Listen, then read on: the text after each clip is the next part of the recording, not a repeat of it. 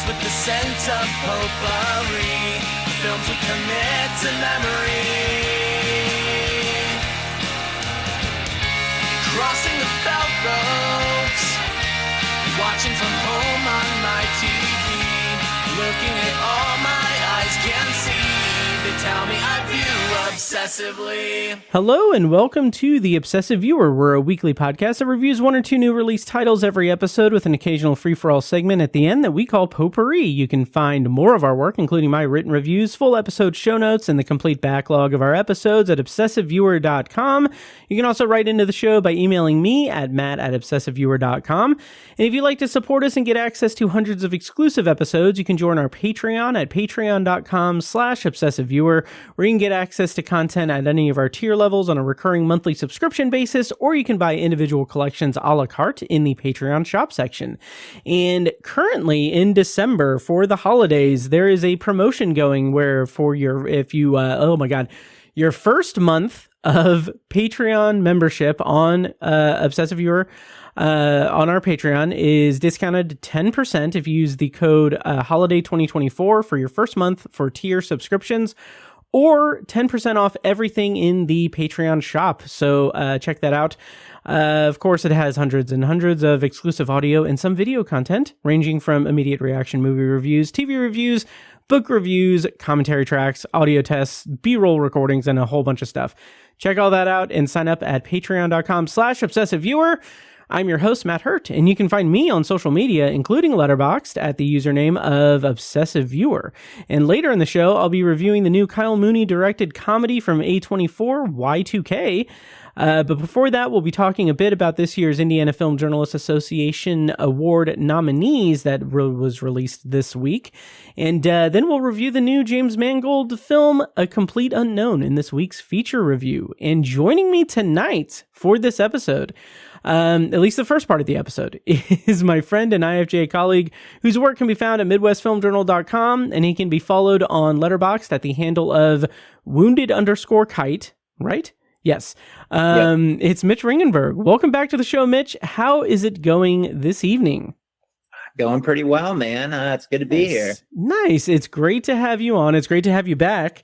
We are in the thick of awards season. We're both members of the Indiana Film Journalists Association, so we've been inundated with screeners and award consideration obligations, which we'll talk about in a bit. But I was going somewhere with that, but I can't remember where it was. How have you been? How has your life been the last couple of since the last we spoke on a podcast? There we go. Yeah, life has been good. It's kind of the typical year end for me. I mean, obviously the holidays are already a pretty crazy time just between Thanksgiving and Christmas. I live in the same town or not the same town, but the next town over where my both of my parents live. Nice. Have step siblings in town, half siblings in town, regular siblings in town. Got my wife's family in town. There's all kinds of people that I'm running around, meeting up with, old friends who've, nice. Flying in. So yeah. Amidst all that, I'm trying to cram in screeners as often as I can, and hoping that some of them resonate with me enough to kind of help give some of these like a last minute awards push, right. And offer my support. Nice.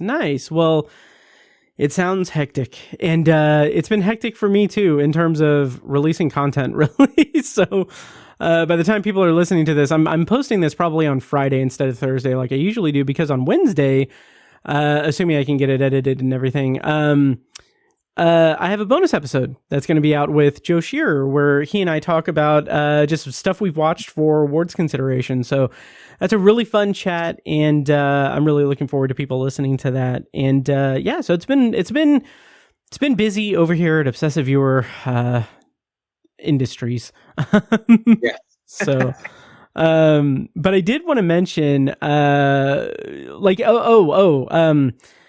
so our friends at MidwestFilmJournal.com, they are doing Denzel-vember, or December. Denzel-sember. Yeah, I thought it was Yeah. Denzelberg, but Denzelberg. It's a mouthful either way. Yeah. Sorry for butchering that. It is Denzelberg. Denzelberg. Are you contributing anything to that series? Yeah. I had a piece published last week, I believe. Yeah, last week on the 4th. Nice. I wrote about Tony Scott's Man on Fire and sort of its like depiction of violence and torture and kind of a post 9/11, such a cliche to say, but kind of in the war on terror, torture lens. So yeah, I wrote about that. Great movie, very ugly and nihilistic, just how I like him. Yeah. I had that published last week. That's awesome. And that's really interesting because mine that's posting in a couple of weeks on the 27th is Tony Scott's Deja Vu. I actually haven't seen that one. Oh, interesting. It's really good. It also explores some themes of post 9/11 and post Katrina New Orleans in some interesting ways. Yeah, he was big. He was big into that. Yeah, so that was a lot of fun. So check that out at MidwestFilmJournal.com. They have a full series of stuff over there. But Mitch, we're going to talk about the nominees here in a bit, but I do have a couple of pieces of news that I want to bring up. First of all, just an announcement that if you listened to our Heartland coverage back in October, and heard my interview with Michael Hussein, the director of The Waiting Game, a documentary about the ABA basketball players and their fight to get their pensions. You can now watch that movie digitally if you go to thewaitinggamemovie.com. It's available to stream digitally for a price, but it's all good to a good cause. And yeah, check it out. I highly recommend it. It's a very amazing documentary in a very good cause. So check that out at thewaitinggamemovie.com. Mitch, did you get a chance to see The Waiting Game? No, I did not. But I really am looking forward to that one. It's on my pretty extensive list of things that I've wanted to get around to this year. Nice. Sure. And there was another piece of news before I grill you on the nominations and everything. You shared it with me that Sony is it seems that they're kind of finally getting to the point where they're probably going to not do much Spider-Man adjacent stuff. Do you want to talk about that? Yeah, well, you know me, Matt. I'm always keyed in on the most important news in our culture at large, and this is one of the big ones. Yes, the Sony Spider-Man universe is potentially coming to a close, at least temporarily. Yeah. And you know what sort of took me aback thinking about this is with Craven coming out this weekend, they released 3 movies this year. Jeez, they did, didn't they? Madam Web, Venom 3, which I still have not seen Venom 3. Same. And now Craven the Hunter, which I will hopefully catch in theaters because it does look dumb as hell. Yeah.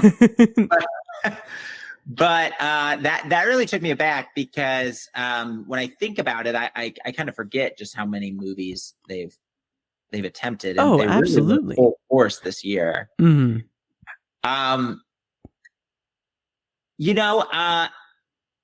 I have like an odd affection for this like failed universe. Sure.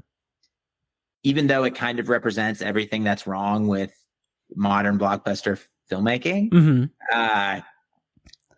So I'm a little sad to see it go just because these movies keep failing, save the Venom movies, and yet they just, gosh darn it, they keep trying anyways, It's so weird because these the movies aren't very good for sure, but like I can understand if they don't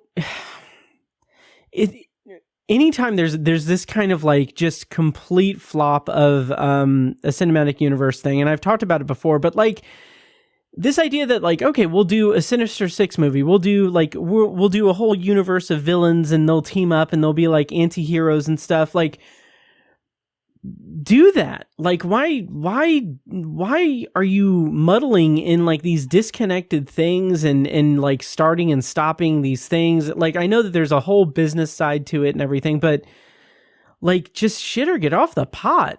Like it's just weird that it's like, yeah, Madam Web has like just complete disconnected thoughts to anything. Like it's not connected to anything. And then I don't know about Venom: The Last Dance, but like Venom is its own thing. It's frustrating because it's like people and studios have seen that a cinematic universe can work in one example, but like try harder. I think part of this is like a lack of patience on their part, which is something that also really hurt Warner Brothers with their kind of like Zack Snyder verse. Yeah. And at the same time, you're right in the sense that it does feel very incomplete. Like these characters never really joined in any sort of meaningful way, besides maybe vague references to Venom or something. Like how, like in Morbius, when he mentions Venom at one point, you know, there's kind of vague acknowledgement that these are in the same universe, but you know, besides that, it doesn't really do anything with them. And I just think part of the issue is that this entire universe, and I'm not going to say anything mind-blowing here, but like this entire universe is founded on a pretty faulty premise, I think. There's a very shaky foundation here in the sense that you are trying to kind of tweak these Spider-Man villains into anti-heroes that really have historically only worked in the context of being, you know, near Spider-Man, you know, being foes against Spider-Man, and to remove these characters from that Spider-Man context, at least partially, by not featuring Spider-Man in these movies at all. It's just very bizarre. And I think Madam Web was honestly probably the most egregious case in terms of having a villain who looks just like Spider-Man and does all the Spider-Man things, but nobody goes, hey, you know, well, I guess, you know what, in the case of Madam Web, that was literally took place like when Peter Parker was born. And that was also really weird how they kept hinting at Peter Parker and, you know, Peter's born, we're at his baby shower. All of that was so strange. And it just, there's something desperate about it. And you don't get the sense that they're ever going to coincide with Spider-Man because these movies are so critically reviled that you think that, I imagine, the Disney side of this Sony Disney deal working with Spider-Man, they don't want to kind of stoop themselves lower. I think if there were only Venom movies and they were successful, I wouldn't be surprised if Tom Hardy showed up. Oh yeah. That wouldn't surprise me, because those movies are actually pretty well liked by audiences, even if by critics they're still not very Tom Hardy popular. or Tom Holland. Or sorry, I was saying I wouldn't be surprised if Tom Hardy had showed up in like an actual. Oh, okay, gotcha. I thought you meant like Tom Holland in that. Oh, gotcha. Okay. But even that, it's kind of weird because like the Venom character of like Eddie Brock really does not resemble the Venom of the comics in any way in terms of like who that character is, what his motivations are. I mean, he's a good guy, right? He's like a good, likable guy. So they would likely be teaming up, and I don't know, maybe that doesn't matter, but just the whole thing seems very directionless, and it seems like they're kind of making it up as they go along. Yeah, which is never a good idea. It's not. All that said, I am a little sad to see these go, just because they do kind of harken back.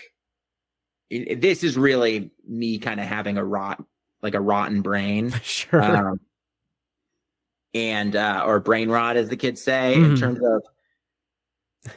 in terms of my nostalgia, like Mhm. kind of, crippling the way I view things, which is these movies are pretty objectively bad, and yet they do harken back to a time when superhero movies were not very good, Mhm. and they were clearly made by people who had never read a comic book Yeah. or knew nothing about why people liked these characters in the first place.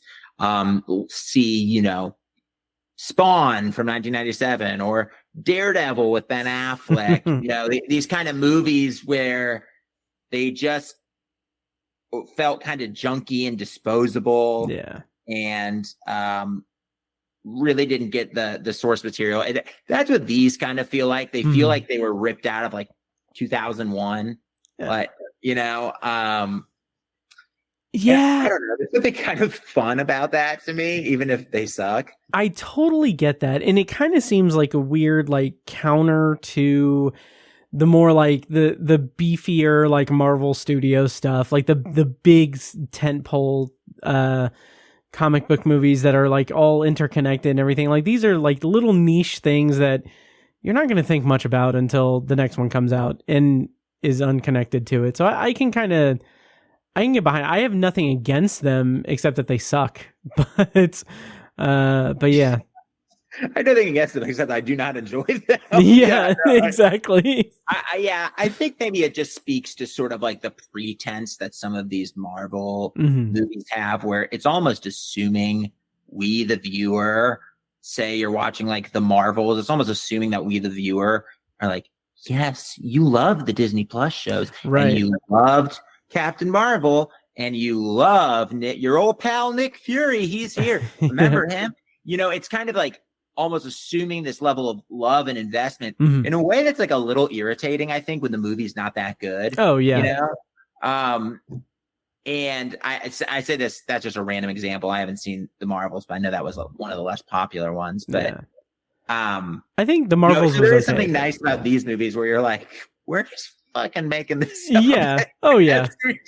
Yeah. This is just junk food. Right. So I there is something to that, at least. Yeah. So I don't know.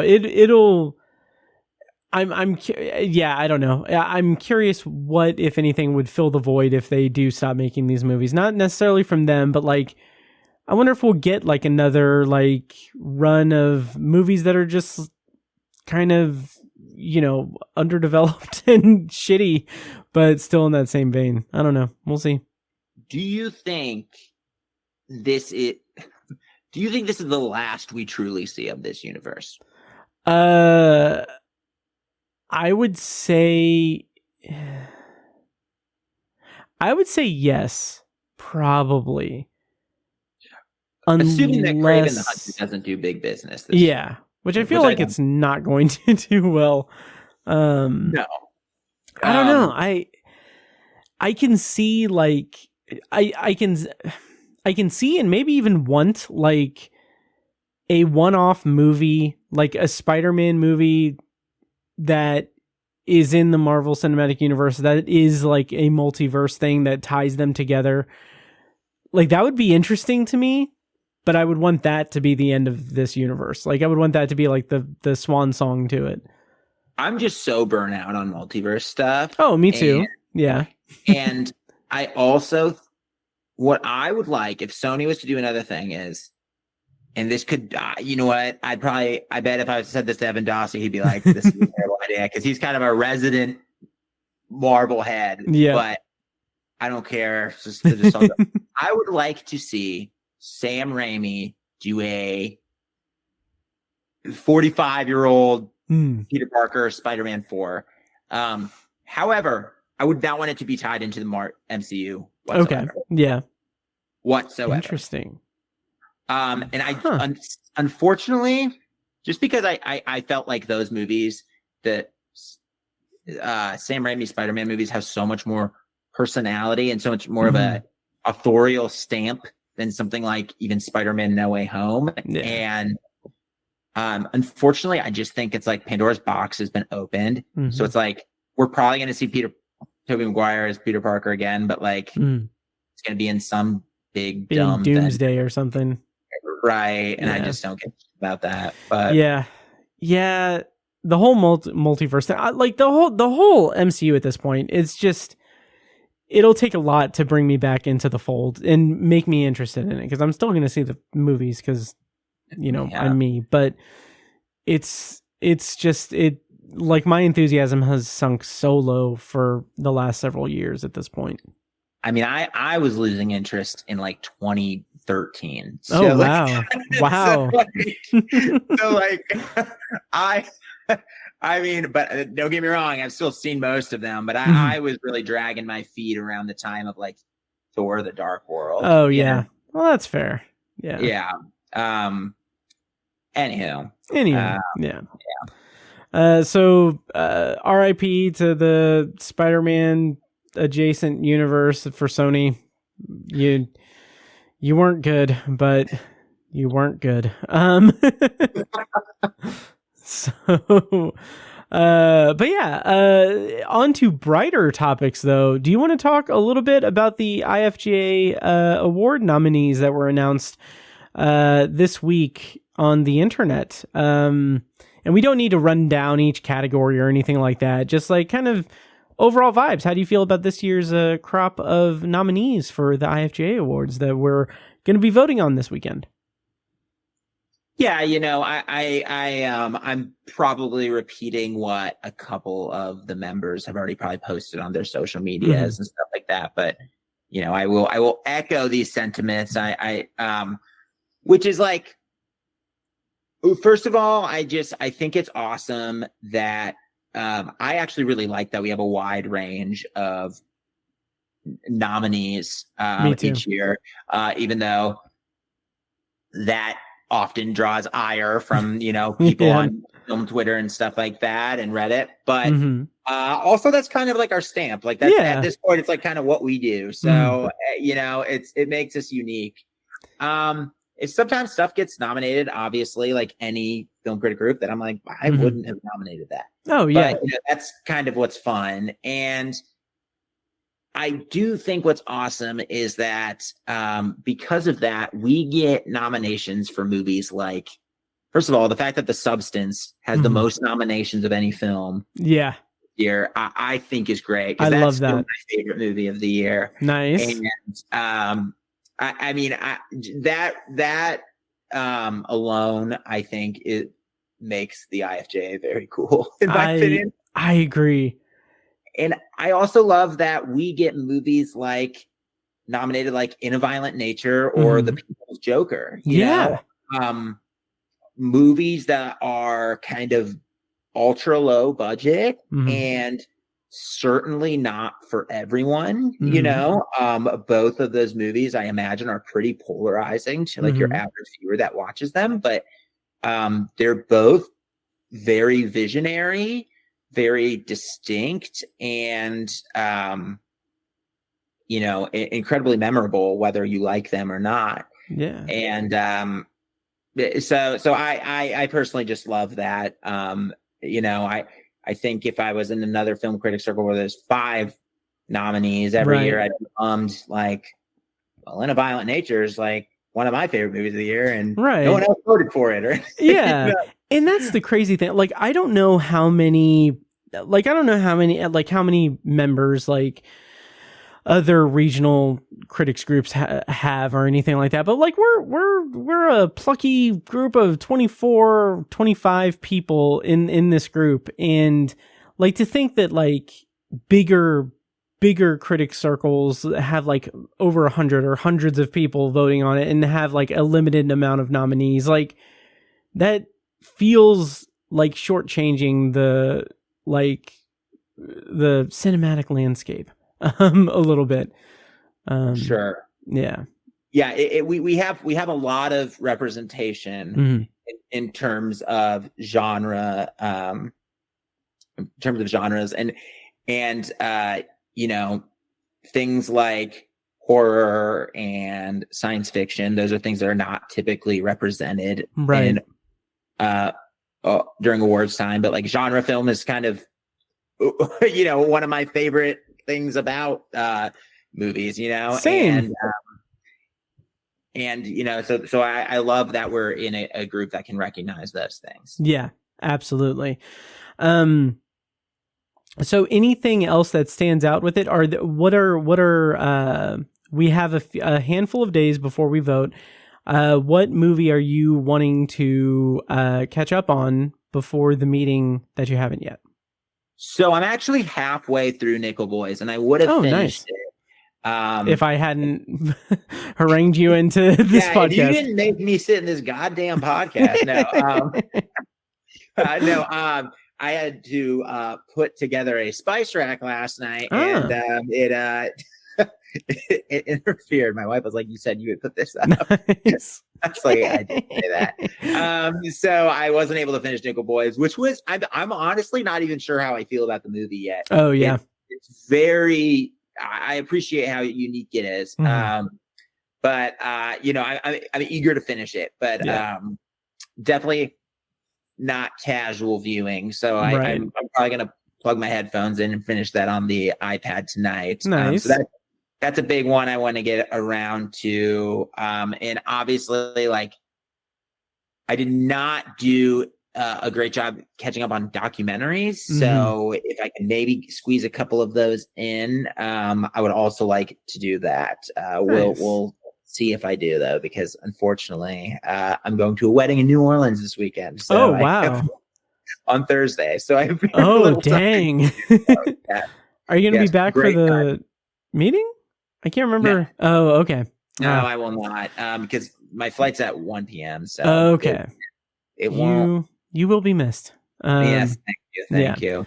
But yes, I'll be voting, obviously, however I can. But yeah, so hoping to watch some of the documentaries. I would like to watch The Sixth, although just given recent events, it's not what I'm racing to watch. I don't like to feel angry after. Yeah, and you will. I watched it yesterday, and it's one of those documentaries. Like, all it is, it's documenting what happened, like sure. Chronological order, like using footage and everything. Really cool, like on screen, like images showing like the locations of the different like representatives in the Capitol, where the crowd was and everything. But like, it was like blood boiling. I was so flustered while watching it. Yeah, I want to watch it just because I know that it's aiming to sort of be like the definitive like accounting of that day. So in that sense, it could eventually be like a pretty important historical artifact. But also I'm trying to like suppress and ignore my feelings about right. Yeah.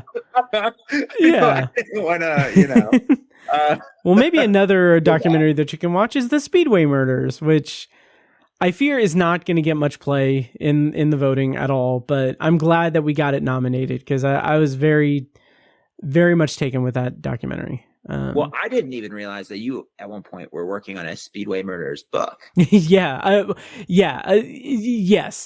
Like in my 20s I was, and yeah. So, maybe one day you'll return to it. I would love to read a Matt Hurt. Nick said the same thing, and I was like, it's in the past, man. Like no. I think what I love about it, what I love about like the Speedway Murders and like the rise of true crime is like this unsolved murder is getting spotlighted in interesting ways, different mediums, and in my corner of the internet, because we did the bonus episode about it. So we all have those kind of projects we put to the side, and then enough time passes that you never get back to it. I mean, it's kind of a non sequitur. Really. Sam Watermeyer, fellow IFJA member. Mm-hmm. Maybe if I put this out, it'll reignite my interest. But I'm very excited about what you're about to say. Yeah, we've always talked about starting our own podcast, the two of us, the co-hosts, and having kind of our own schedule, like kind of putting it out like infrequently, maybe like once a month or something, just for fun. And then it just kind of didn't happen. But I mean, could you just imagine the raw charisma? Oh my God. I would listen to every episode. I would very much enjoy that for sure. An unstoppable duo. Yes. So maybe that will happen sometime. But yeah. I started like looking into like how much front loaded work is required to even start a podcast. Yeah. And I was like, well, I don't have the bandwidth for this right now. And then I kind of forgot. I can understand that. It's also the secret. It's really easy these days. Like it's really, it is like I mean, granted, like it's a little like, I don't know. I've invested in the show, obviously. Like I have equipment and everything that makes it 10 times easier than it was before. But like with certain things, like it's incredibly easy to start a podcast. So yeah. Okay. Maybe I'll remove that from the back burner at some point. That's why I just wanted to voice that. I would love that. Yes. Maybe I'm what do they call it? I'm visualizing something. Yeah, it's your vision board. It's your whatever it is. Yes. There we go. Yes. So look forward to Sam and Mitch and their manifesto that they're going to put out in the world at some point. Our goal? Take down obsessive viewer. Oh God. Well, bring it. It's it's fun. I'm due for it at this point. But yeah, and we've also, and this is probably definitely an off mic conversation, but like we've also as a group talked about like doing like an IFJA podcast, and I would love to do that, but again, bandwidth. That would be cool. Yeah, definitely. Maybe definitely make that an off mic conversation at some point, because that would be fun. Yes. But anyway, on mic conversations, the nominees. Anything else that sticks out? Anything that you're looking forward to circling back on while traveling? I'm remiss to not mention The Brutalist, which I did not have time to watch, and honestly, part of that was maybe intentional, because I do feel like I really want to experience that on the big screen. 100%. Like, yeah, it is magnificent. Like, the bonus episode, I already talked about this, but like, it's epic. It's like, it's maybe a masterpiece. It is, I can't wait to see it in the theater. I really can't, because it's one of those like immersive epics that will just like that. It'll be like a very memorable theater experience for sure. Yeah, I'm very excited to see that. And I know that they were saying that they were gonna roll out like a 70 millimeter like IMAX screenings for it, which I'm guarantee Indianapolis is not going to be on the roster for that. I don't know. I wouldn't necessarily dismiss it, just because we are like one of like not that many. That's true. With IMAX screens in the country. That is a very good point. So I wouldn't totally dismiss the possibility, because I think it could happen. And if that does happen, that will be how I see the movie. Yeah. Oh, 100%. Yeah. But for the listeners, in New York and LA, they will have those screenings, starting December 19th. So nice. Yeah. So you have time, Mitch, to change your flight from New Orleans to, you said New Orleans, right? Yeah. To New York or LA. I got to watch The Brutalist. Yeah. Final thoughts on the nominees. I will say I do need to kind of bone up on my foreign language nominees. But other than that, like I'm feeling pretty good. I need to catch up on 2 of the best film nominees. Otherwise, I've seen all of them. But I need to watch Anora and Challengers. Did you see this? Didn't make the nominees for Red Rooms, although I did nominate it. I don't think anybody else watched it. I should have been a little more vocal with the group to encourage people to watch it. But Red Rooms, did you see that? I did not see that. I'm not even sure. Oh yeah, okay. I adored that movie. And I think Matt, as somebody who's at least marginally interested in true crime, it is a great and very scathing look at kind of our true crime obsession in America. Oh, nice. Although this movie is not American, nor does it take place in America, but it is very applicable. Nice. Is it? It doesn't look like it's streaming anywhere, but you could rent it for a few bucks. Okay. Yeah. I will definitely check it out. That is a fantastic movie in my opinion. Nice. I would recommend it. Nice. So yeah, and to the listeners, you know, it's got Mitch's seal of approval. Like Red Rooms, he loved it. Not enough to really stump for it for the IFJA, but I should have. It's a very bleak and cold movie, and I have a feeling that it just kind of reminds me of like a Michael Haneke film or something like that, and a very kind of like oblique and very just chilly way that it unfolds and keeps you at a distance from its main character.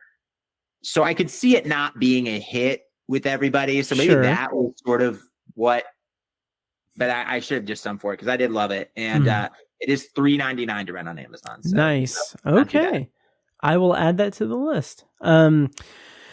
So yeah, all of the nominees for this year's Indiana Film Journalists Association Awards are available on the internets. If you go to indianafilmjournalists.com, you'll find them there. Yeah, so we're going to be voting on those this weekend on Saturday, and the winners will be revealed on Monday, December 16th. So exciting time of year, and very, very pleased with the eclectic group that our group has selected for this year's award nominations. So Mitch, do you want to go into our featured review for the evening? I know we've been talking for a while. Yeah, so we're going to be reviewing A Complete Unknown, which is coming out in theaters on Christmas. I think that the 19th or maybe the 16th, there's going to be like special sneak previews at certain theaters. So that it is going to be coming out soon. But yeah, are you ready to talk about A Complete Unknown? Absolutely. Let's do it. All right, cool. So as we usually do, we're going to do a non-spoiler and then spoiler review. I'll play a clip from the trailer to switch us over to spoilers. If you want to navigate around that, check the show notes for timestamps. Those show notes are available at obsessiveviewer.com/OV457.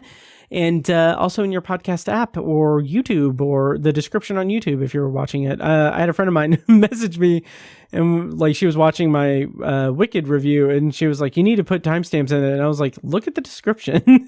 And she was like, "Oh, my bad." So yeah. So anyway, A Complete Unknown. It is in theaters December 25th. The premise, according to IMDb. At the Newport Folk Festival in 1965, a young Bob Dylan shakes up his act on the folk music scene by going electric and siring rock as the voice of a generation, defining one of the most transformative moments in 20th century music. Director for this movie was James Mangold. Writers were James Mangold and Jay Cox, and it was based on the book Dylan Goes Electric, Newport Seeger, Dylan and the Night That Split the 60s by Elijah Wald. And the cast includes Timothy Chalamet, Monica Barbaro, Scoot McNairy, Elle Fanning, Edward Norton, Boyd Holbrook, PJ Byrne, Dan Fogler, and Norbert Leo Butts. So, Mitch, we've got a music biopic, a genre of movie that I have kind of just not... I've avoided since Rocket Man, honestly. And I'm going to watch Better Man at some point and review it also probably. But yeah, how did you approach A Complete Unknown, and what did you think about it in non-spoilers?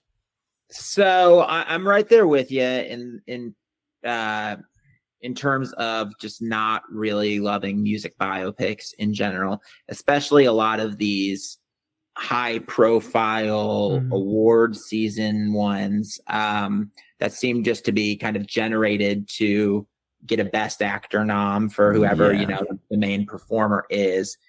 So I was not really looking forward to this too much. However, that said, there were a couple of things that had me slightly interested. First of all, I'm just kind of a music nerd in general. Okay.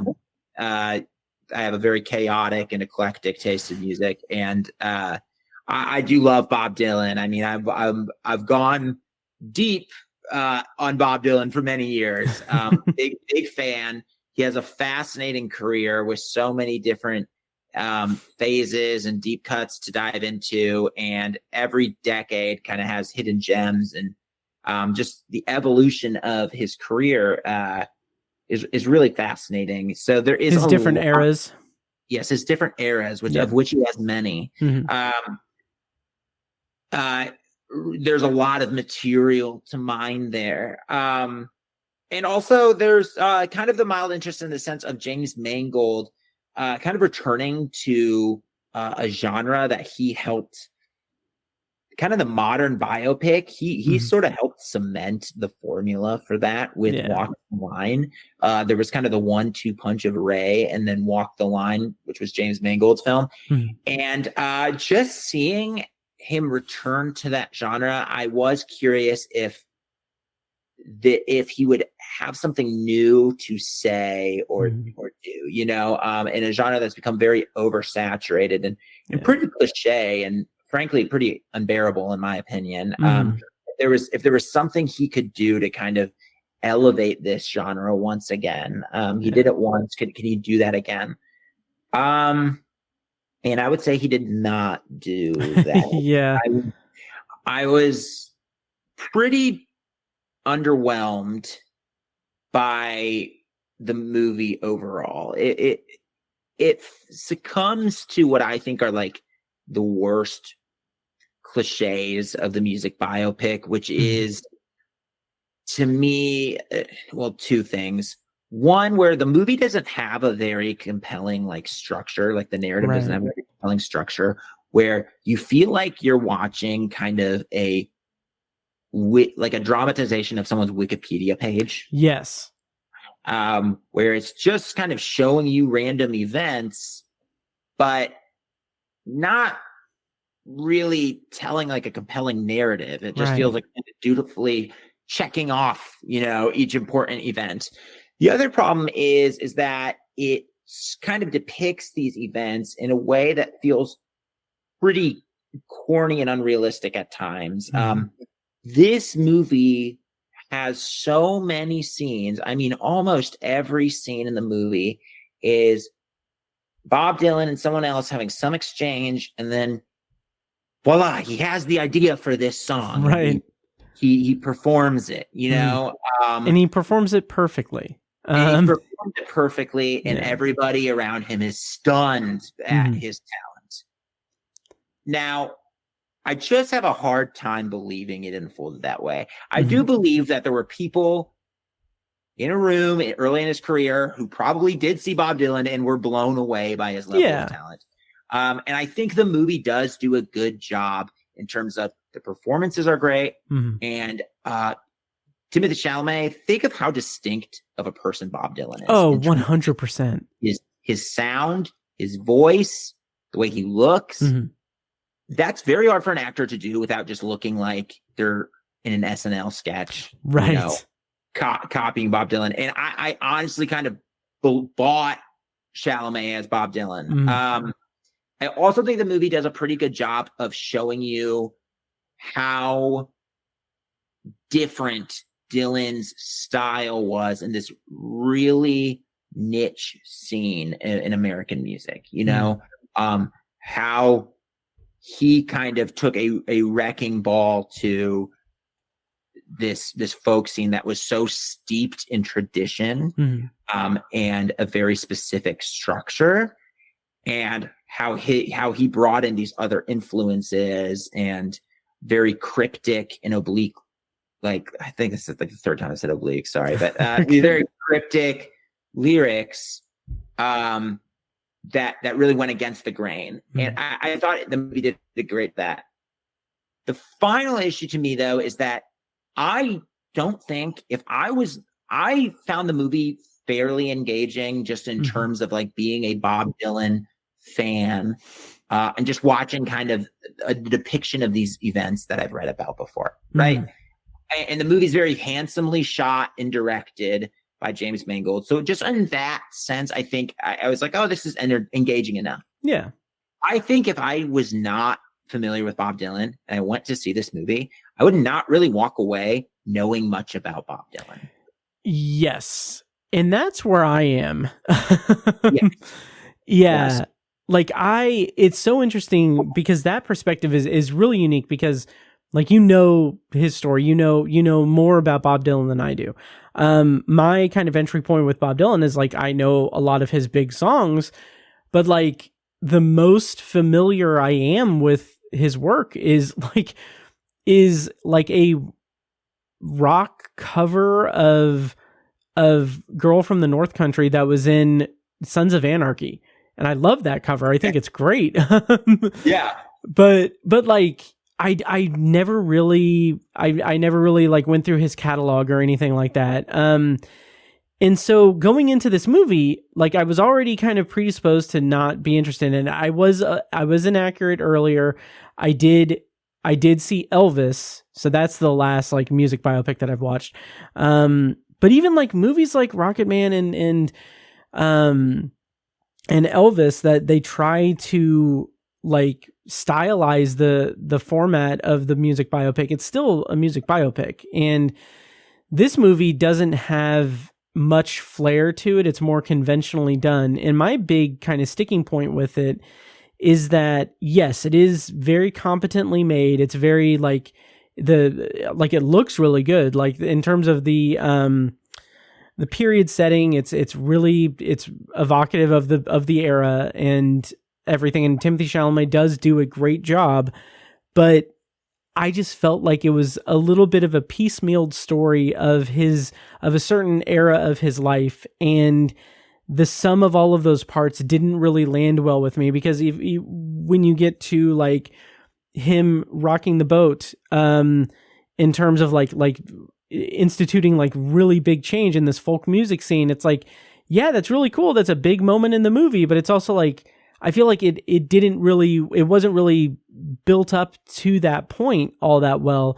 And there are like little disparate things here and there. Like the first act of the movie has him writing and performing a couple of very key songs. And it's against the backdrop of like the Cuban Missile Crisis and like other like real world like events and everything. And like when it gets to the point where he is singing The Times They Are Changing, I'm like locked in. I'm like in this movie, I'm like, oh, this is going to be an interesting like exploration of the way that he interprets like the crazy shit that goes on in the world and how he creates art out of it and everything. But like after The Times They Are Changing, like that's dropped. It's dropped, and it's just him rocking switching things up with by going electric and everything, and then him like a couple of like relationship things, and it just felt like there were three different movies going concurrently. And by the time it got to the big finale, I was like, okay, yeah, it's a music biopic, cool. So yeah, that's a really interesting perspective when you mentioned like kind of how the movie seems to be building up his kind of larger cultural context into time. And you know, the movie kind of hints of his involvement in like the civil rights movement, which is accurate and things like that, but it's all very glossed over because the movie has a much narrower focus than that. It's really just about his impact on folk music, and there's nothing wrong with what the movie's trying to focus on, but I think the problem is that, you know, Bob Dylan himself is famously an incredibly cryptic and unknowable person. He's always shied away from interviews. I mean, if you read the lyrics to his songs, they're very poetic and like beautiful sounding, the lyrics, but oftentimes it's impossible to know what the hell he's talking about. You know, people spend, you know, for years and years, people have been trying to decipher meaning in his lyrics, things like that, right? He was a true poet in that sense, but also in interviews, you know, he's this guy who's very hard to pin down. In a movie like Todd Haynes' I'm Not There, that was kind of the thesis of like, let us show you all these different iterations of Bob Dylan and like why he is such a important and intriguing American figure, right? And why, and that was kind of the thesis of the movie. Here, we're you know, Timothée Chalamet, he kind of nails his kind of cryptic nature and the way he speaks, as well as Bob Dylan has always had that sly kind of smugness about him, where he's like, you know, like he's like I know my art is great, and like you guys are just trying to keep up, and he really nails that. But the problem is we have no insight into who he is. The movie has nothing to say about him except that he was really talented, a little bit of an asshole. Yeah. We don't really know what's motivating him. We don't really know what's pushing him through. And maybe and in that sense, that's not inaccurate in terms of like how he's perceived as a public figure. But when you put that person that kind of character in the middle of a very traditional and standard biopic, it just makes the whole thing kind of unengaging. Oh, totally. And like there needed to be something to kind of pull us in.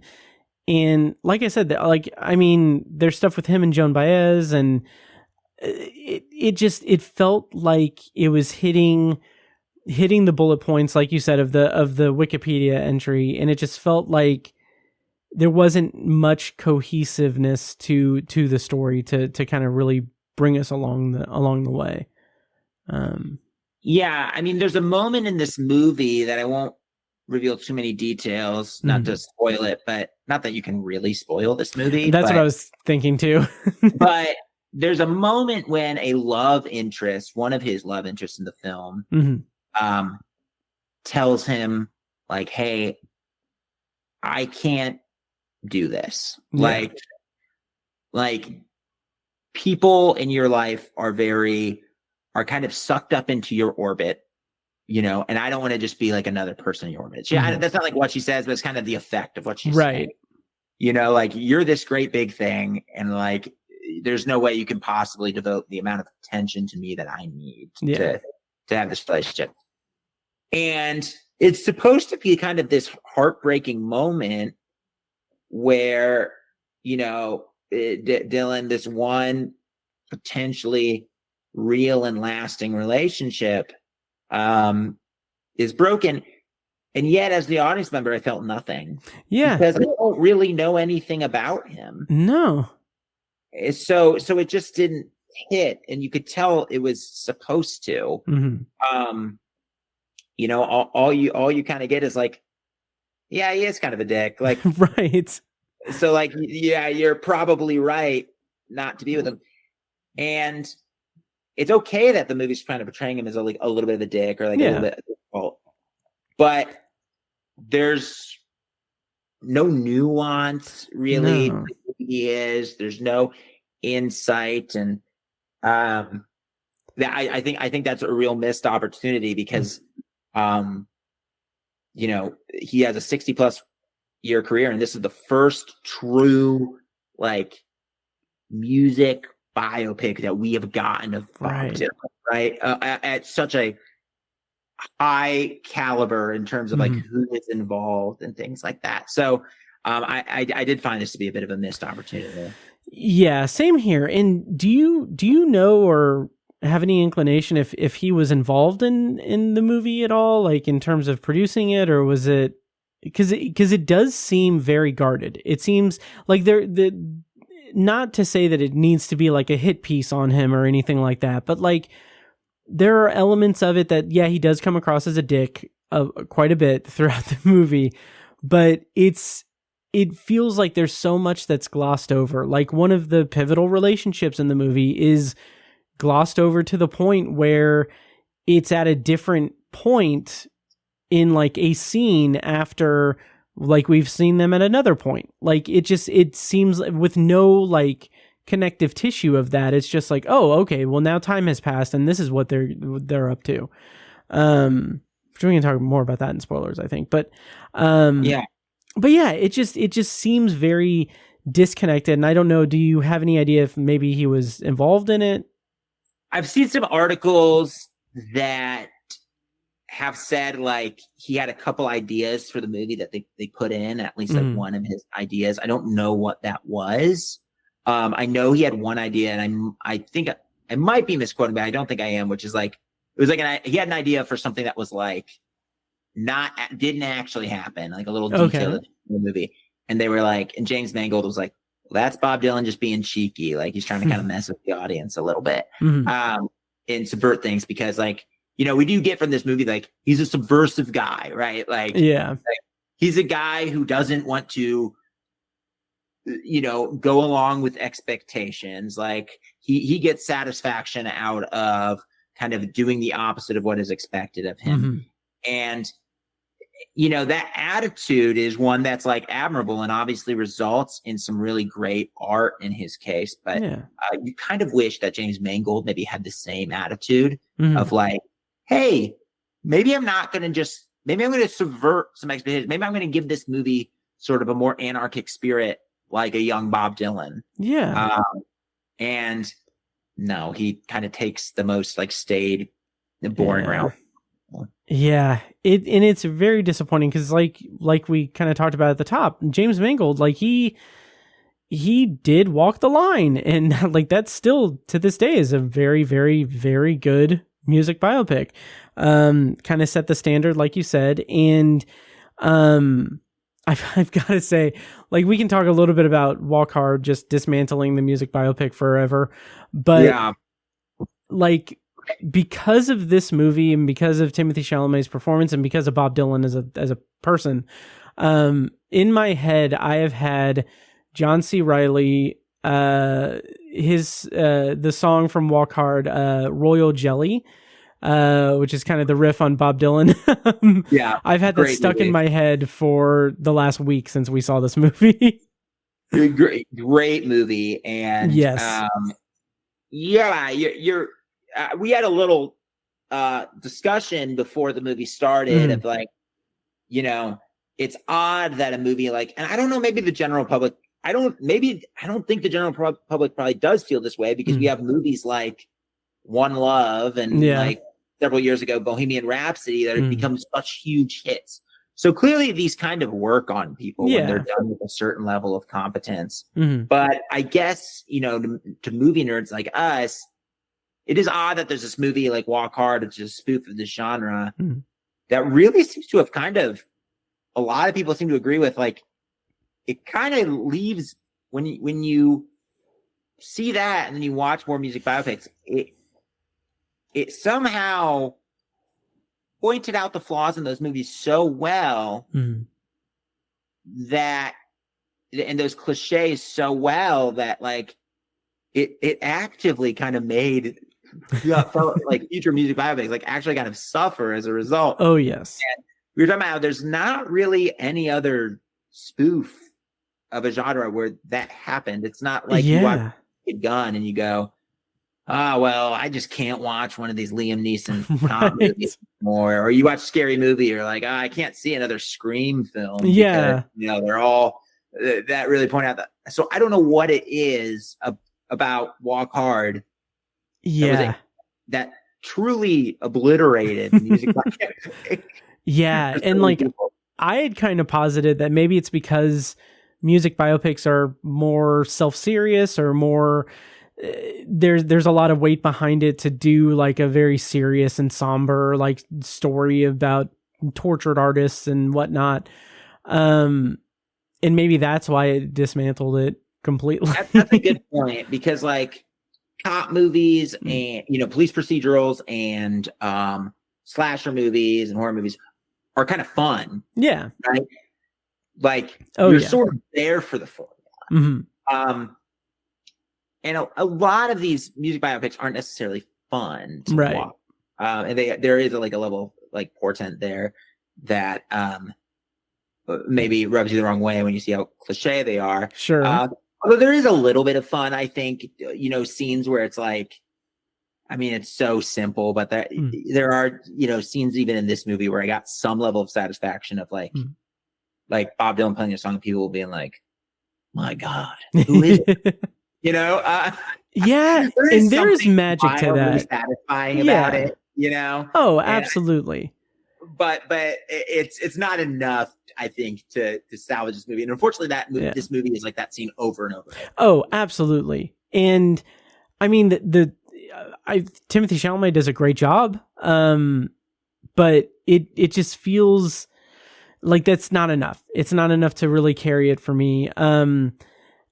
I did like the one like fun aspect of it, or this is a more meta thing. I just thought like there's a scene where Johnny Cash goes on stage and he like is warming up for Bob Dylan or whatever. I don't remember the context, but like there's a moment where like he's on stage and he's like he goes into singing a song and he does the whole like guitar gun thing pointing to the crowd.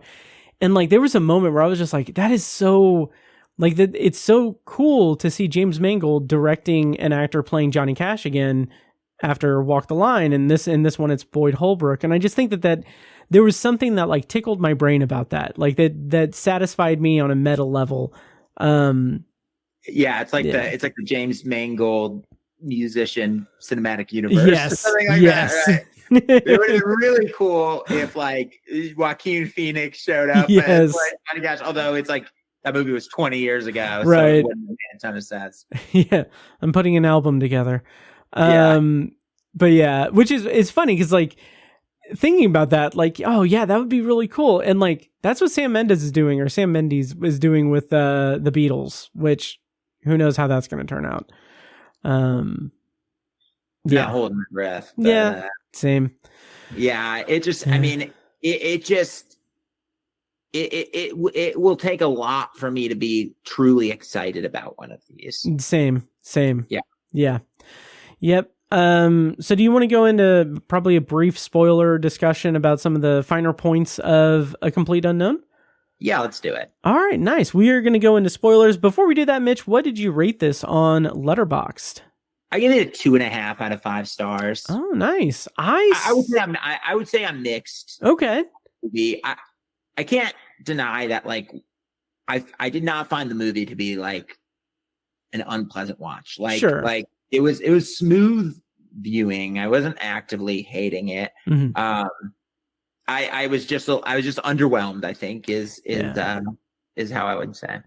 That is totally fair. I actually, despite this review, I actually rated it 3 stars out of 5.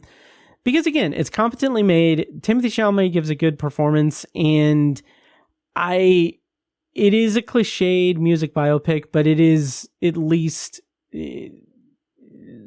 not boring, I guess, even if it is doing a few things all at once. So that is A Complete Unknown. We're going to go into spoilers. So if you don't want to be spoiled on A Complete Unknown, check the show notes for timestamps to navigate around spoilers. But I'm going to play a clip from the trailer.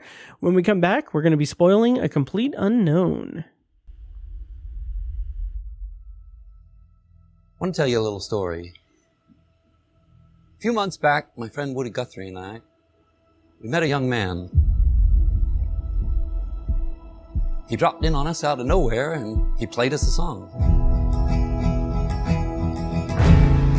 In that moment, we got a feeling we were getting a glimpse of the future. Oh, where have you been, my blue-eyed son? All right, so spoilers on for A Complete Unknown. And Mitch, where have you been, my blue-eyed son? Yeah. Beautifully said. Thank you. So where do you want to begin with spoilers on A Complete Unknown? Yeah, I guess I would say that to me, the most like fleshed out and substantive thing about the movie was the relationship between Edward Norton's Pete Seeger and Chalamet's Bob Dylan. Now, again, I don't think it was fleshed out well enough. Yeah. But I thought Edward Norton did a really great job kind of bringing a lot to that, bringing a lot in his performance that kind of said more about the character than was like on the actual page. I thought that the juxtaposition between somebody like his version of Pete Seeger, which is very earnest and like he's just a very earnest and traditional guy. And the juxtaposition of somebody like Bob Dylan, who's very kind of sardonic, again, like very like aiming to subvert the rules and traditions. I thought like their relationship was interesting because it was kind of almost a metaphor for like the folk music scene in general, of what Bob Dylan's like introduction into that scene kind of did to it at large, right? Pete Seeger very much represented like the old guard, and Bob Dylan like was very much the new. So I thought that was kind of interesting, and that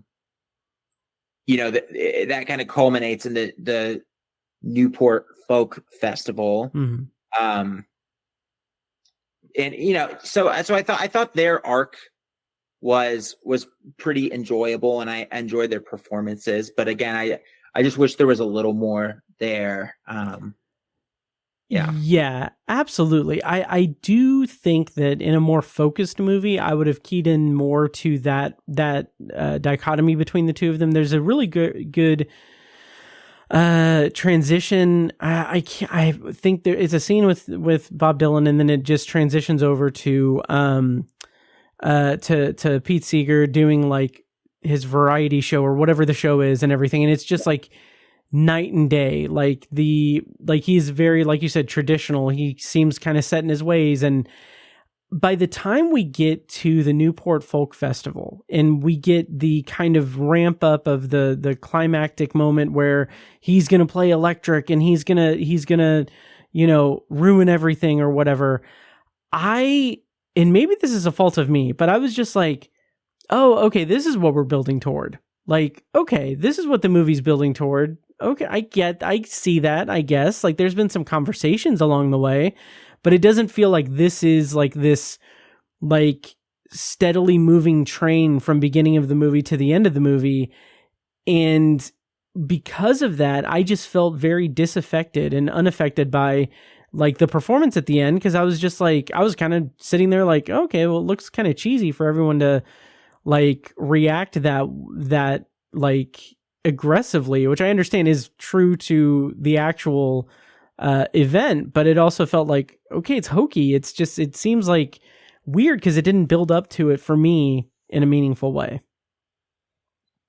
Yeah, I agree. I mean, there's something a little silly about the way that's depicted. And even though apparently that was a really chaotic and like tumultuous set, but there is something very silly about like, I mean, you've just seen it so many times in movies where it's like, turn this racket off, and like, maybe it's just in today where like our culture is like so wild and the things that offend our sensibilities are much more intense and offensive that then, so something like somebody playing an electric guitar. But the movie doesn't do a great job of, I don't know, maybe still showing like the import of that, that music festival moment. and so it does come off. You're right, like a little bit hokey. Mm-hmm. And I think the dialogue probably doesn't really help it either. No. You know, there's a lot of like, not on my stage, he's not right. playing, you know, and there's a lot of people talking in ways that mm-hmm. they did not talk that way in that moment. Yeah, absolutely. And it's also contending with like other subplots, like Bob Dylan and the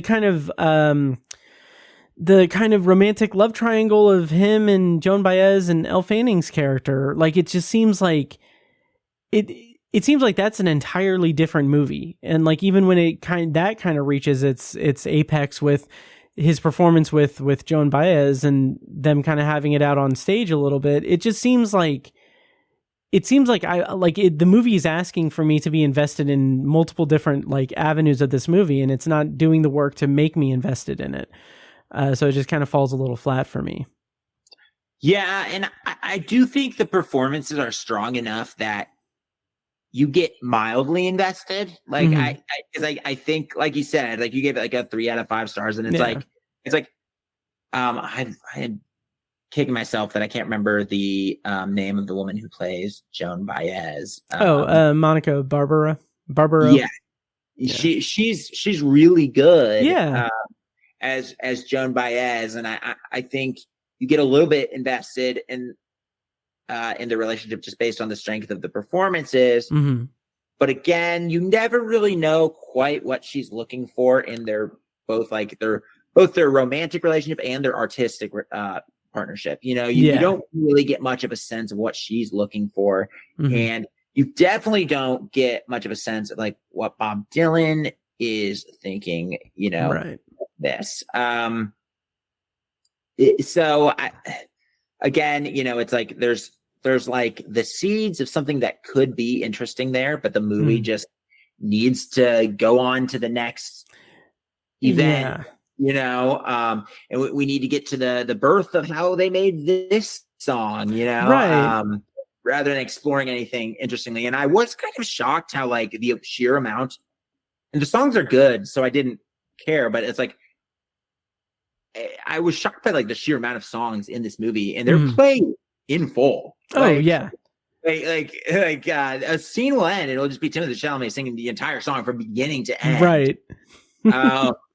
And I mean, he does a great job, you know, in terms of like sounding like Dylan and kind of embodying that. But it also just kind of grew repetitive, where it'd be like, oh, I saw something about the Cuban Missile Crisis, and now I'm writing Masters of War, one of my most famous.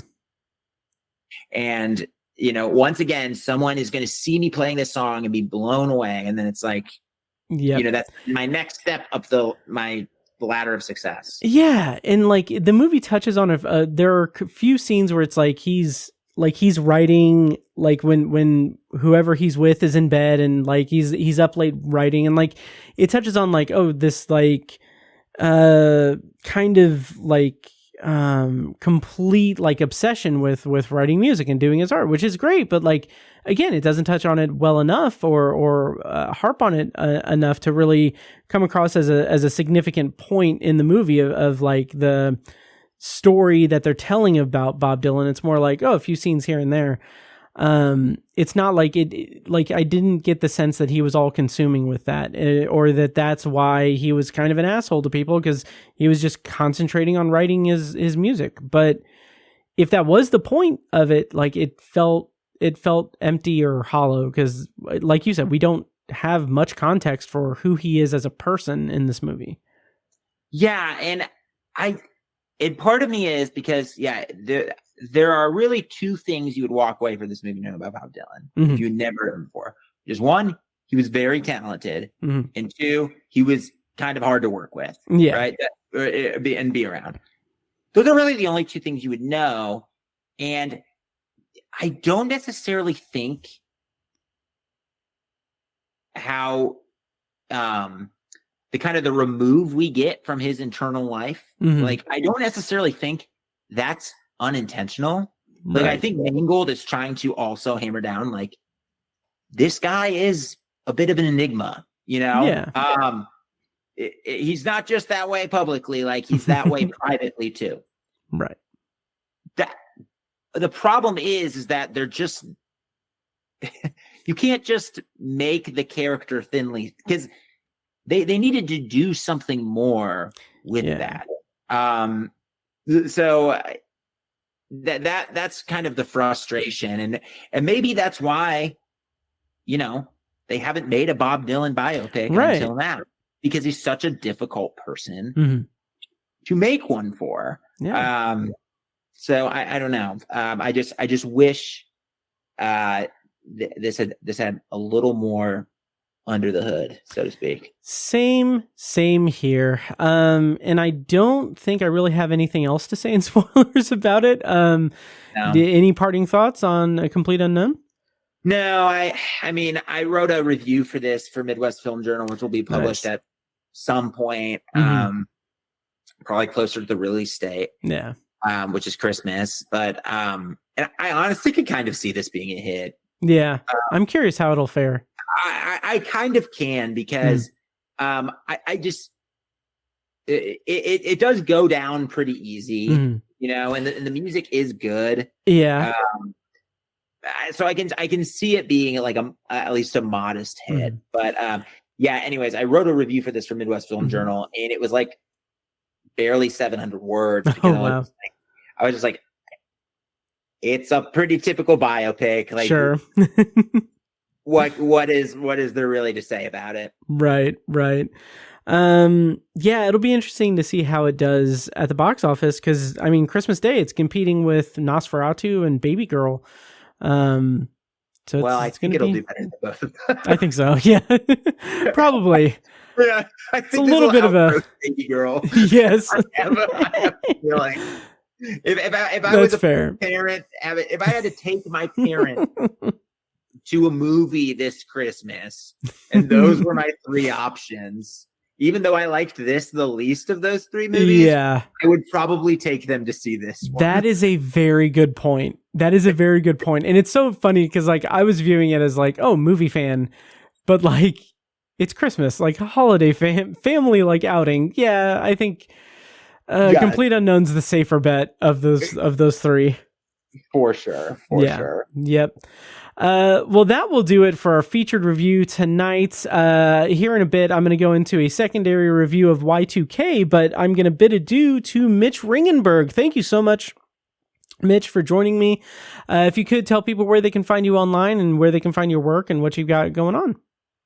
Yeah, you can find me at MidwestFilmJournal.com. I try to publish reviews there every couple months, or not every couple times a month. And, also letterboxed at wounded_kite. Those are probably the best places to check in on my movie opinions. Perfect. Well, thank you once again, Mitch, for joining me. It's been a blast, and I learned a lot about Bob Dylan. I learned more about Bob Dylan than I did in the movie, so I appreciate that. Happy to be of service, my friend. Yes. All right. Well, I will talk to you soon, and stay tuned, listeners, for the secondary review. And before we get to our secondary review, I want to take a quick moment to remind you that if you like the show, please take a moment to follow us on social media and subscribe to and rate the show on Apple Podcasts, Spotify, YouTube Music, or whatever your preferred podcast app is. And don't forget to subscribe to the Obsessive Viewer Podcast YouTube channel as well, where I'm posting more and more videos and live streams of podcasts. And if you're interested in starting a podcast of your own, you can go to Libsyn and use the promo code OBSESS. When you sign up for a new account, you'll get up to 2 months free, depending on when you sign up, and we'll get a commission on it as well. More details on that are in the show notes of this episode. And now back to the show. They tell me I view obsessively. Okay, and actually, before we get to the secondary review, I do want to mention something that we did not mention in the first part of this episode that I'm very, very excited about. The trailer for 28 Years Later came out a week or so ago. And my God, this movie looks incredible. So, I didn't get a chance to talk to Mitch about it, unfortunately, because I just kind of completely forgot about it. But I did want to mention it because 28 Days Later is one of my favorite movies, like all told, like just complete, like one of my favorite movies. the trailer for 28 Years Later looks incredible. Directed by Danny Boyle, Alex Garland is back writing the script. It's the first of a trilogy of movies. We've talked about it on the podcast before, but seeing the images of the movie, seeing this trailer was incredible. Like the sound of the I think it's from a poem, but the chant throughout it was incredible. But what sticks out to me the most about this trailer is that it makes me excited to see what society is like 28 years in the future from the first movie, which is kind of obvious, I guess, but it's also just really, really compelling to me. Just this idea of like revisiting this universe, revisiting it 28 years later to see what has become of humanity. And that's part of the tagline, is what will become of humanity. I am just so excited. And just the fact that Alex Garland is writing it as well is so exciting to me. I'm a little less enthused about it being a trilogy, to be honest, at this point, but I'm nonetheless very excited. There was a lot of talk about how one of the zombies in the trailer resembled Cillian Murphy, and there was a lot of stuff about how like a lot of news outlets ran with that, like, oh, first look at Cillian Murphy in 28 Years Later, and it's literally like him as a zombie. And then it came to light that some art director or something is actually the person playing that zombie. And so it's not Cillian Murphy. It's not Jim from 28 Days Later. And that just goes to show the knee-jerk reaction of news sites and news pundits and whatnot talking about things that they don't have confirmation on, which is a little troubling. But I'm glad that it's not him, because I would have been very disappointed if they gave away something that hefty, that huge in the trailer for the movie. But I'm glad it's not him, and I'm eager to see what happens in 28 Years Later. It's interesting because it's the entire movie shot on an iPhone, which I think is interesting as well, especially since the first movie was, all kind of rugged, like digital filmmaking, whatever it's called. I don't know. It was kind of one of the pioneering movies of that type, where just digital filmmaking. So it has that grainy, like low resolution, which I think complements the cinematography and the story itself. Like, I mean, it's a story about, a zombie infested London, like that. It lends itself very well to grainy footage like that handheld grainy footage, that erratic camera movement style that I freaking love 28 Days Later so much. And I even really, really, really like 28 Weeks Later, as different as it is. So I don't know, I'm so excited for the trailer for 28 Years Later. I'm so excited for the movie, and it's coming out June 20th, 2025, which means that if that release date holds, then the episode of The Obsessive Viewer that I will be reviewing that on will be released on my birthday on June 26th. So I'm very excited about that. So that's what I wanted to say that I didn't get a chance to talk about at the beginning of this episode. Check out that trailer for 28 Years Later. It's amazing. Can't wait for it. And so without further ado, let's go ahead and go into our secondary review of the evening. It is going to be a non-spoiler review of Y2K. So I'm going to go ahead and play a clip from the trailer. When I come back, we're going to be talking about Y2K. Wild chicken. Fire. Any lucky lady gonna get the midnight kiss? Just talk to her, dude. What's up, Laura? We're actually going to this New Year's thing. It's going to be a total shit show. Oh. See ya. It's 1999, and we getting drunk. In a few hours, you have an excuse to kiss the girl of your dreams. Open up. Take us away. So smooth.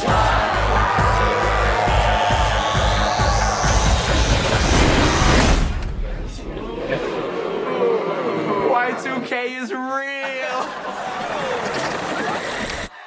All right, so Y2K is currently in theaters. It was released on December 6, 2024. The premise, according to IMDb, is two high school nobodies make the decision to crash the last major celebration before the new millennium on New Year's Eve, 1999. The night becomes even crazier than they could have ever dreamed when the clock strikes midnight. Director for this movie was Kyle Mooney. Writers were Kyle Mooney and Evan Winter.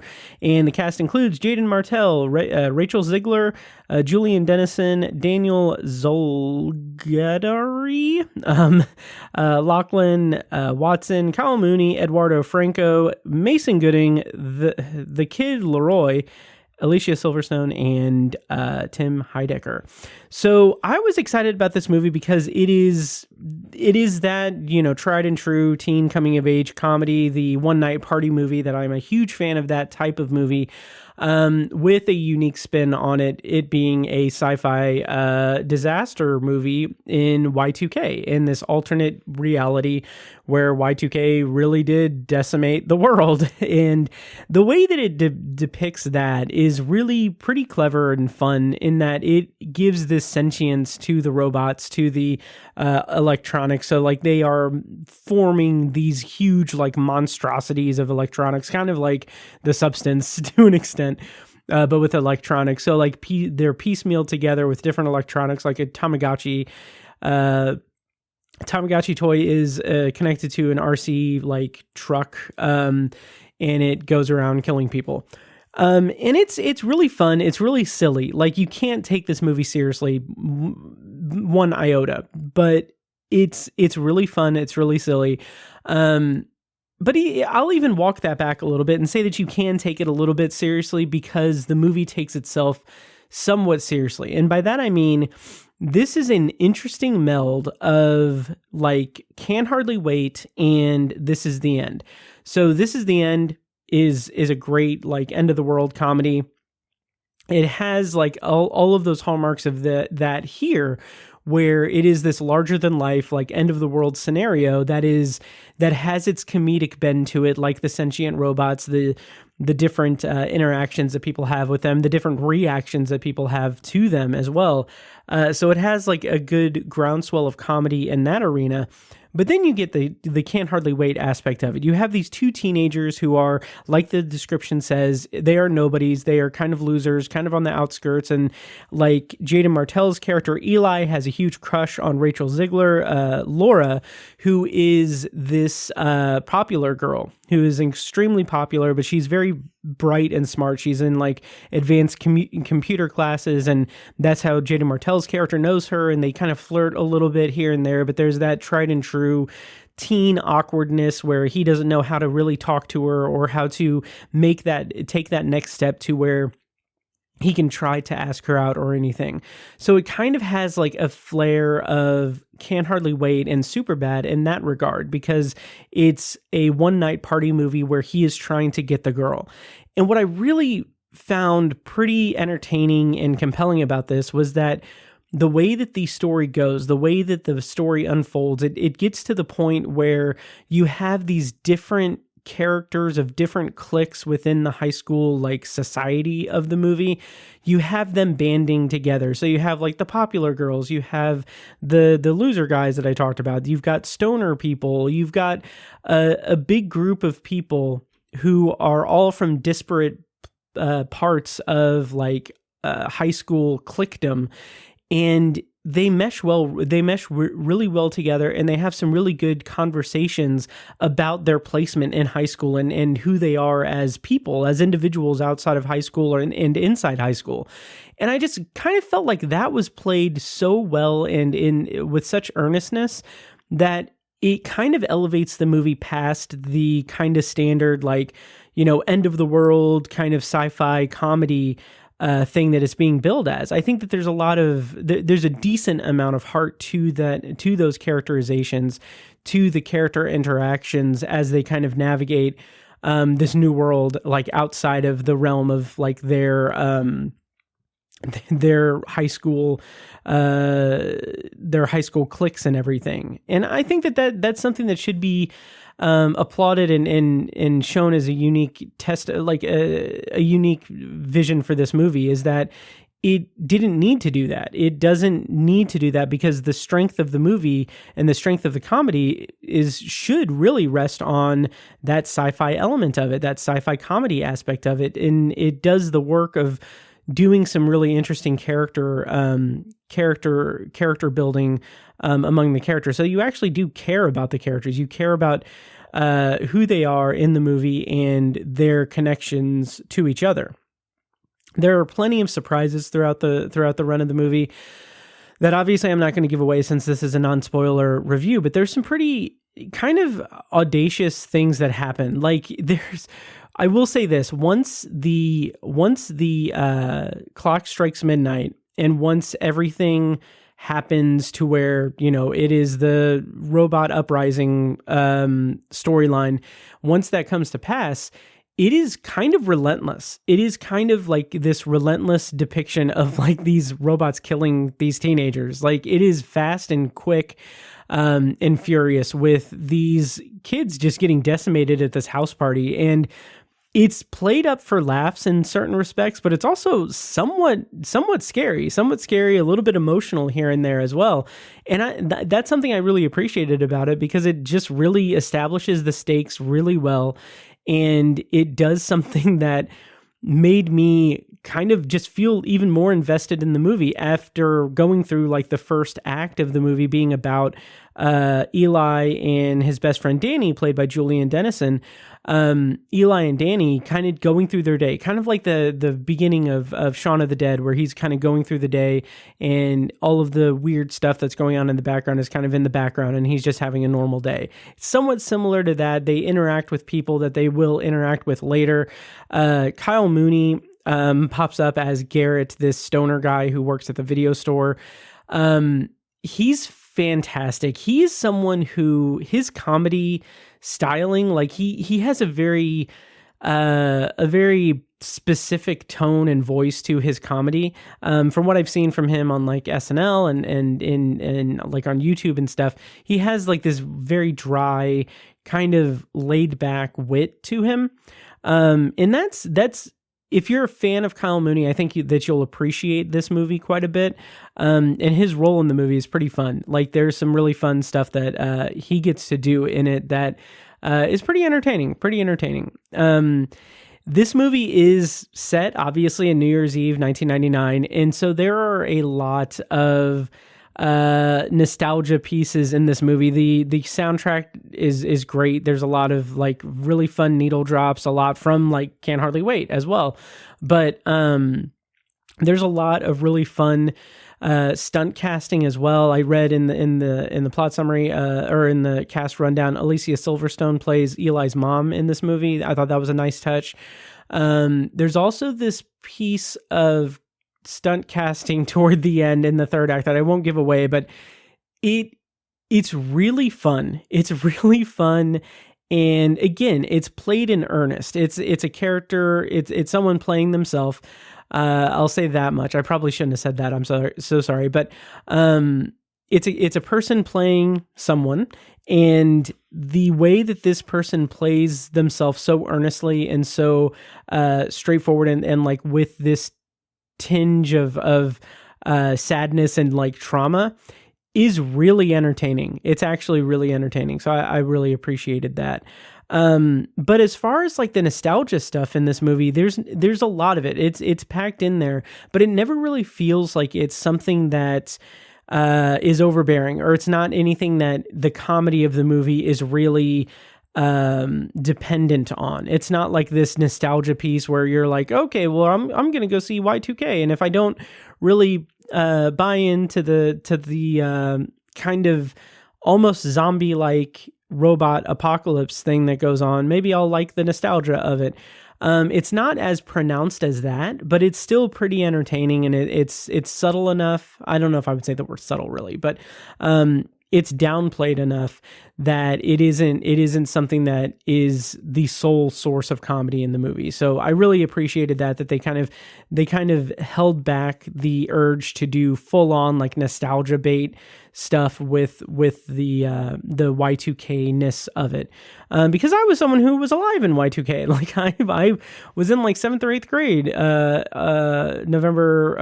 December 31st, 1999. I was at a party, and like someone turned out the lights at midnight as a joke, and it was like kind of scary for a second. But anyway, like, so with that context, honestly, like that might kind of color why I did appreciate this movie quite a bit. From what I'm understanding, it's not doing well at the box office. I saw this on the Sunday of its opening weekend, and it was like an afternoon screening. The theater itself, like the parking lot of the theater, was packed with people seeing Wicked and Moana 2. I was the only person in the screening for Y2K. This was the Sunday after it was released. So I don't envision this being a huge hit. I doubt that it is. I haven't checked or anything, but I would say don't discredit it too much, because it is an entertaining movie. It's a fun, goofy comedy with some like stoner comedy trappings in it, as well as sci-fi horror comedy thrown in there as well. But buried beneath all of those things is pretty solid teen coming of age comedy within it. So with that said, like all of those pieces together makes for a pretty solid movie. I ended up rating it 3.5 stars on Letterboxd. I had a good time with it. You might too.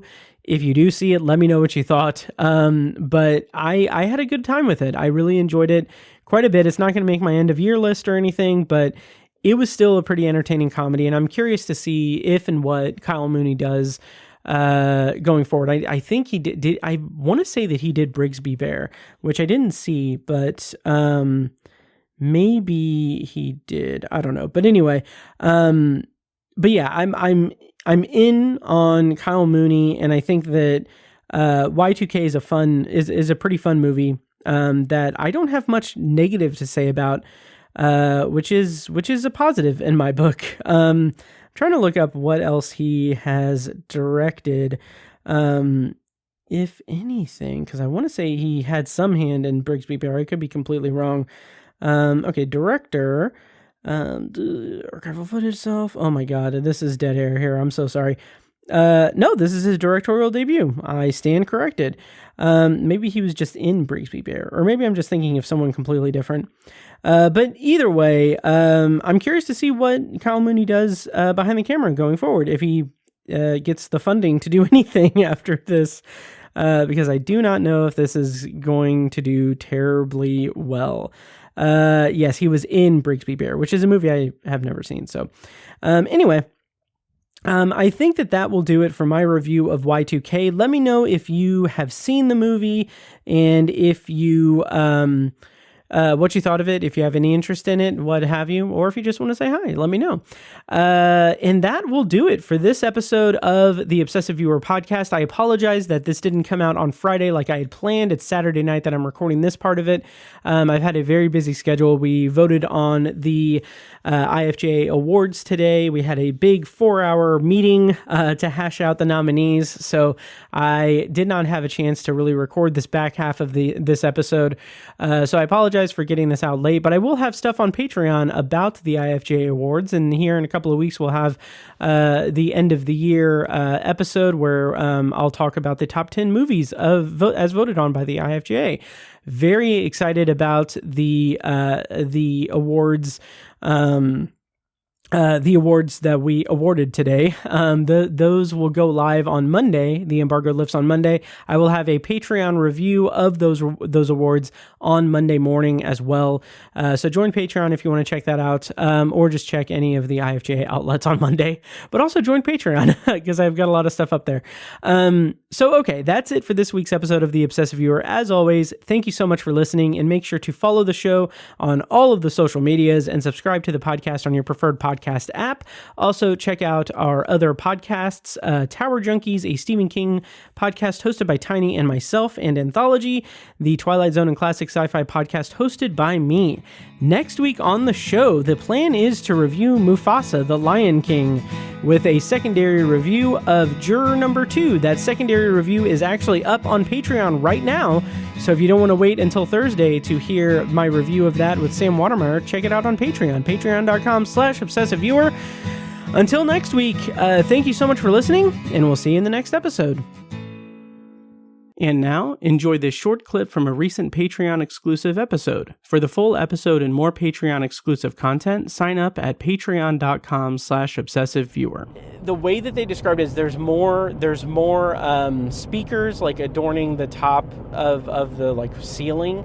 It's not like a Dolby or like IMAX thing, but it's like they have like thicker and more dark like walls to absorb sound and to like be the way that they kind of pitched it is that it will be an incredibly immersive experience and something that is very much make you feel like you're a part of the movie. They don't have rumble seats, but I will say, oh my god, the seats in this theater, like it is incredible. Incredibly comfortable reclining seats with seat warmers with three levels of the heat that you can have on. It feels so good. It was really like I was very, very pleased with the comfort level of the seats. I would say it's more comfortable than the reclining seats at AMC for sure. Maybe the most comfortable seats I've been in a movie theater that I can think of. Just they're that good, and the seat warmer thing is really good. So the prices are pretty reasonable in terms of the food. Like they have a decent menu. Like they have like wings and pizza and burgers and sandwiches and side salads and of course popcorn and soda, and they have a full bar with like 30 some odd beers on tap. They have bottomless soda, bottomless popcorn, and it's really convenient because you can just like put on a card, refill, and hit the button, and they'll come and refill your drink and popcorn for you, which is great because you want to have a bottomless everything. They also have bottomless coffee, which I thought was interesting. So like they like endless like free refill coffee with cream and sugar optional as well. So I'm curious about that. But it's all pretty reasonably priced, like it's comparable. So like the soda is like $5.95, I think. It's all like one size, like they don't have like different sizes, so they're not going to like try to upcharge you or anything. Thank you for listening to the Obsessive Viewer podcast. This episode was produced and edited by me, Matt Hurt. If you have feedback, thoughts on our episodes, or just want to connect, you can email me at matt@obsessiveviewer.com. For more information on this show, including a full archive of our episodes and show notes, visit obsessiveviewer.com. And if you enjoyed the show, please give us a follow on social media and subscribe to us on your podcast app of choice so you never miss an episode. Also, consider rating and reviewing the show on Apple Podcasts, Spotify, and Audible to help increase our visibility and grow our community. If you want to support the show and get early access to new episodes, as well as a steady stream of exclusive episodes, you can join our Patreon at patreon.com/obsessiveviewer. For information on more podcasts presented by obsessiveviewer.com, visit obsessiveviewer.com/podcasts. Our theme song is A Little Mad Sometimes by As Good As It Gets. For more of their music, check them out on Spotify and at asgoodasitgetsmusic.com. Thank you so much for listening, and we'll see you in the next episode.